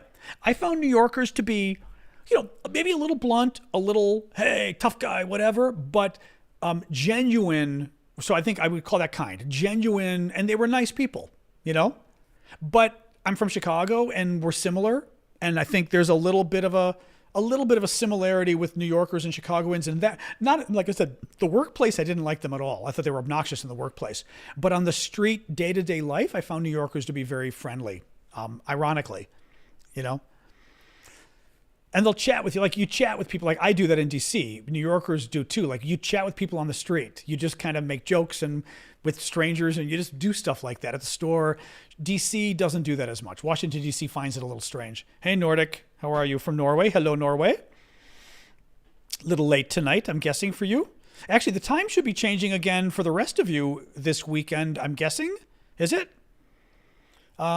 Right? Because remember, we already changed our time, and some of you, like the Brits maybe, and some of the others, weren't changing your time until I think the end of March, you said? I think so, right? Well, I think of the south of France as different than southern France to me. The south of France to me is Nice and Côte d'Azur and all of that. Southern France, I would go higher up and maybe further west as well. Like southern France could maybe go all the way to Bordeaux, although maybe that's southwestern. But I think of southern France being a larger area versus that area by the beach, right? That's the south of France. Maybe it's just me, but that's how I would actually distinguish them. You know? Until we know you, Seattle can seem rather cold. Oh, that's interesting. Huh. I wouldn't think, I don't know. I haven't been to Seattle in 30 plus years, but I think like you think of, actually Arizona surprised me because Phoenix I thought was Phoenix wasn't as friendly as I wanted it to be. I liked visiting Phoenix, but people I thought were a little cold on the street. You know, like where my nephew lives in like a little complex and we were walking around and you'd think walking by people, they would be friendly and they weren't. People in Washington, D.C. are friendly, Christopher. It's hard to answer, thank you, adventurers, because Washington is a very strange town. You've got a sizable part of the population that is black and has lived here forever. You've got a small population that's white and lived here forever, like born here, like my friend Damien and two of my best friends were born in D.C. Very few white people were that are living here. And most of the white people in D.C. come from somewhere else. I mean, I've lived here for a long time now, but I'm still from somewhere else.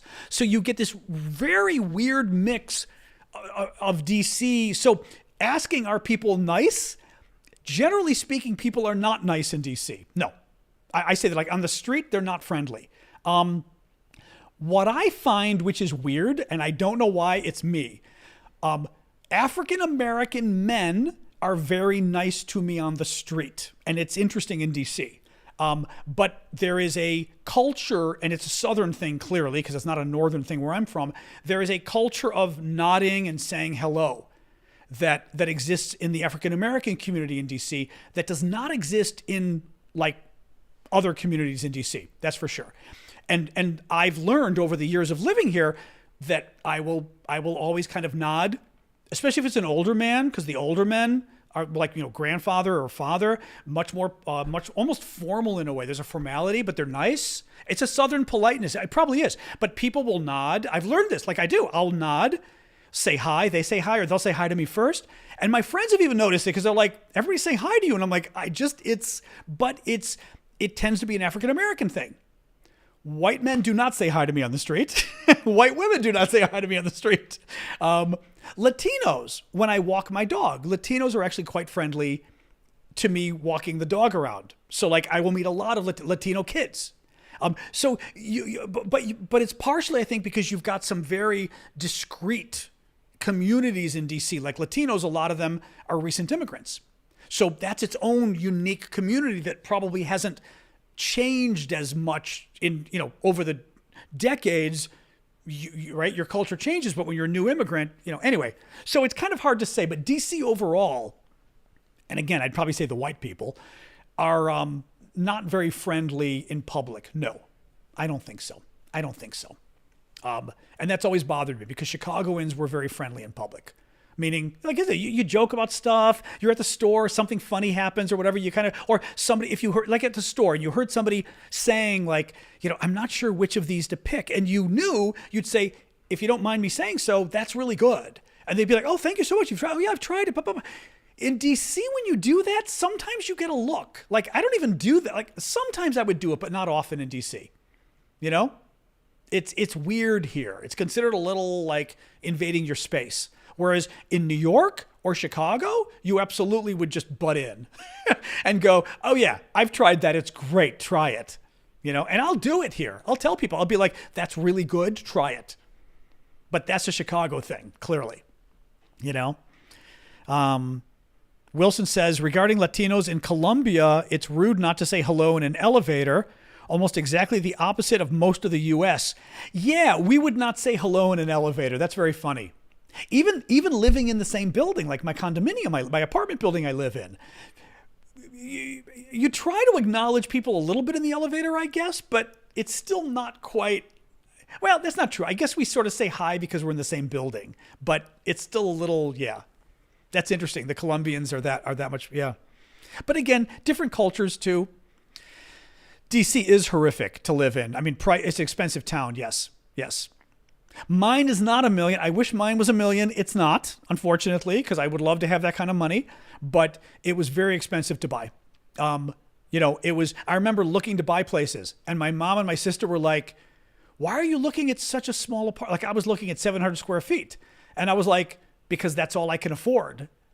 And they're like, what do you mean? And I told them like the price back then, this is now, 15 years ago. It was something like for 700 square feet, might have been $375,000, and that was 15 years ago, right? It was, and that was very expensive. Now I don't even know what it would be now. Now it's probably, I don't know if it'd be 500,000 maybe. Maybe $475,000, $500,000 for seven. It's very expensive here, unfortunately. And insurance is expensive and, everything. I mean, my health insurance, everything's expensive. It's just, it's annoying. What do you do? San Francisco's worse, Deb. San Francisco is definitely more expensive than here, than DC. I've always thought of DC. DC has always been around the third most expensive city. New York and San Francisco, trade depending, right? Different things that are expensive. And DC has always been like number 3 in terms of apartments being expensive, to buy or rent, food being expensive to go to the grocery store, which I never noticed until like my mother came to visit years ago. And she was like, oh my God, the produce here, right? Like going to the grocery store, she couldn't believe how expensive it was. And I was like, oh, and now I visit my mom in Chicago and they must have had, first of all, bananas, but I think they must have had like blueberries or something. And maybe the blueberries were on sale for 29 cents or something ridiculous. And I was like, or no, maybe it was, I shouldn't say that. They were on sale maybe for 99 cents. Because I remember it was just under $1. And I was like, okay, in DC when the blueberries are on sale, maybe they're $2.50, maybe, like because they're half price. In Chicago, they were $1. So things like that where I'm like, oh my God, the difference in price. But what do it's always, DC is an expensive town, unfortunately, Someday I retire, I go somewhere else, and hopefully I'll have enough money to afford it because hopefully I've been able to save some here, Yeah, Jewel, that's where we typically shop, is Jewel or Costco when we're in Chicago. Yeah. Jewel's the one that had the good prices on blueberries, yeah. Yeah, cost of living is very high in Alaska and Hawaii. That's true. Actually, that's a good point. That's its own weird economy. That's very true, actually. I know Alaska. I don't know Hawaii, but I know of Hawaii. Yeah, that's true. Yeah, I shouldn't have left those out. You're right. Latino means someone that speaks Spanish? No. Latino and Hispanic are both words, and they're sometimes used interchangeably to mean someone of, usually we mean Latin American descent. Spanish, I don't know if you'd even say Latino or Hispanic for a Spaniard. I don't think you would. It typically means somebody from Latin American descent. So they could be somebody from Latin America, or they could be somebody who's lived here, a couple generations, but they're still Latino, right? The family has married other Latinos, so you'd say they're Latino, in the same way that I'm Greek, right? Although Latino is obviously a larger category, right? Because it's Latin America is huge, right? There's so many countries, but nonetheless, that's what it means when you say Latino. You mean the ethnic group. And typically it would mean somebody who's originally, or their family is originally Latin America. But would you say Spanish are Hispanics? See, I'm still wondering if a Spanish person would say that, though, because Hispanic in America still tends to mean Latino. It means it's interchangeable for people from Central America, or Latin America, I should say. I don't think you'd use Hispanic for Spanish people. I don't think so. Would you, though? Really? What do you mean Hispanic is Spanish? I'm not sure what that sentence means. Also, it depends, I think, where you live for which word you use, Hispanic or Latino, right? It's a word used for people from Latin America or their ancestors. Like I said, I'm Greek. I was born in the U.S., but my family is 100% Greek. Latinos, even if they're born in the U.S., but if all of their ancestors are from Latin America and both of their parents' families are from Latin America, they might call themselves Latino or Hispanic. It's in a way like me calling myself of European, but we don't really do that, like for European people. I call myself Greek, but I wouldn't call myself European. I might say European usually means somebody who is literally still living in Europe. But Latino simply means somebody, if you say someone's Latino, it means their ethnicity. Like my ethnicity is Greek, or maybe your friend's ethnicity is Italian, of Americans, right? Latino just means it's a term used to mean they're from Latin American countries. I know that, Marcelo. Are you going to lecture me about Latin America? Don't do it. They speak French, they speak Portuguese, they speak they speak English in Latin America as well. Maybe not Latin America, they don't speak English, but but I know. But the person was asking the word Latino, wasn't quite sure how the word is used. Yeah. Oh, it's possible for a Greek to have concerns about Russia because they're educated. Same way a Greek can have concerns about Serbia. We don't like genocide. We don't like crimes against humanity. That's easy. All it takes is an education.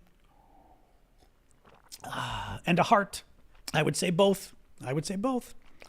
Thank you, Elle. All right, guys. Oh, you know what? 7:45. We've been doing this an hour and 45 minutes, guys. Let's get going, all right? I'm going to skip I'll do the quick recap of the news. But it's getting late, so I don't want to go too long tonight. Let me do the quick recap, and then we'll be done, okay? Yeah, Luke, he's kind of crazy, though, unfortunately. He's a conspiracy nut. I mean, that's the problem, it doesn't, and I think, we're talking about the Robert F. Kennedy thing. I understand people who are tired of politics. I understand people who say I'm tired of Democrats and Republicans. Seriously, I can appreciate that. That doesn't mean you vote for somebody who's crazy. That's dangerous, I think. You know what I mean? I just don't, and I think he's crazy. I think he's got a screw loose. Personally, that's just my sense of him. But also, he for sure is a conspiracy theorist about vaccines. I was telling you guys the story. I saw him on CNN a month or two ago, and he was asked by the host, and she said, last summer, to Robert F. Kennedy Jr., last summer, you told an audience that there isn't a single vaccine that has ever been proven effective, and there isn't a single vaccine that has ever been proven safe. And he said, I did not say that, blah, blah, blah. And she goes, play the tape. And they played 1 minute long of this guy, a minute to make sure it got the entire speech. A minute of him speaking, and he very clearly said, RFK Jr., that no vaccine has ever been proven safe and no vaccine has ever been proven effective. Thank you, Garland. His organization, 3 weeks ago now, and I did some TikTok videos on it. His organization 3 weeks ago came out opposed to the polio vaccine. Polio! And said the reason the polio vaccine doesn't work is that polio is actually caused by a toxin, his people claimed, which is untrue. I mean, it was crazy. The polio vaccine works. We literally have tackled polio. Polio was a huge problem in the 1950s. My point here is, and again, you might be too young to appreciate the polio example, like how crazy. That's kind of like saying cancer isn't real. And if there were a vaccine for cancer, because the polio vaccine saved millions of children from becoming literally crippled, from losing their leg, from being unable to walk. And many of them having to live in tubes. People with polio had to live in iron lungs, these tubes. Google it, it's horrible. These tubes they had to live in for all their lives. The man, like the oldest man in America in an iron lung, maybe the last ones, just died a couple weeks ago. But that's why I think that the RFK Jr. thing is unacceptable to me. Because he's putting out crazy stuff, talking about polio not being real and the polio vaccine not working. It's not just crazy, it's dangerous. It's dangerous how anti-science he is. And it's not just anti-science. It's, I think I get upset about the COVID stuff when people play games about the COVID vaccine and stuff. That bothers me. But polio, you're going to literally tell people not to take the polio vaccine, and you're going to tell people that polio isn't caused by polio? That's just dangerous stuff. That's just... So yeah, that's my problem with RFK Jr. He's not. Ooh, yeah, he's just not. All right, real quick. I did a quick update on the Russian terrorist attack today. 139 are now dead. The Russians are still trying to blame the Ukrainians and the Americans and the Brits. Putin's spokesman issued a slur about Zelensky being Jewish today. We then talked about why it is the Russians are trying to blame the Ukrainians, and I just think, Putin is trying to do everything he can to build up support at home against Ukraine and against America, and also to act a little crazy, to I think scare the Americans as well, to scare Biden.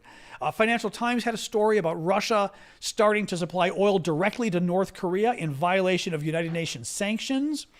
NATO is reportedly considering the option of shooting down Russian missiles that enter our territory. This came about because Russian cruise missile entered Polish territory this weekend for the second time in the last 4 months. Ukraine has claimed yet another successful strike on Russia's Black Sea fleet. Starlink, there's a big story today about Starlink Internet and how the Ukrainians are having greater and greater problems with Starlink. And at the same time... are having greater and greater problems with Starlink. And at the same time, the Russians seem to be basically illegally getting more and more access to Starlink. And it's not clear whether Starlink is doing anything about it. Hang on here. I'm going to, just for fun, get rid of this person myself. Boom. Bye-bye.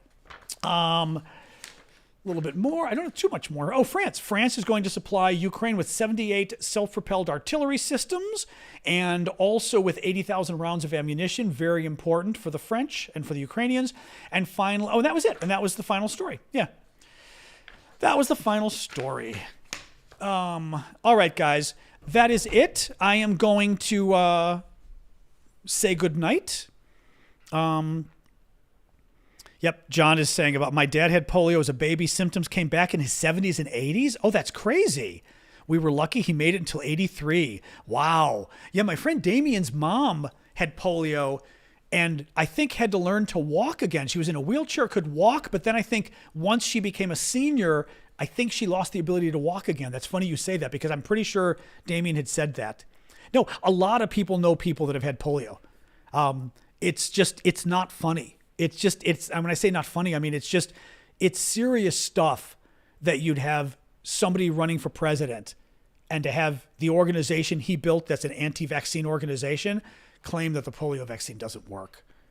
Which in essence telling people not to get the vaccine. That is just unforgivable. He's a quack. So, all right, guys, have a good night. All right. I will see you all tomorrow. Join us 6 o'clock Eastern Time, U.S. tomorrow. We'll be here again. And thank you guys for the gifts and for staying with us so long. And I will see you all mañana. All right. Thank you guys. YouTube, TikTok. Love you all.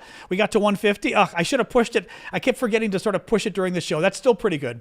We like to get to 200,000 if we can, but that's still pretty good. All right, guys. You all have a good night. Thank you, guys. All right, let me get this.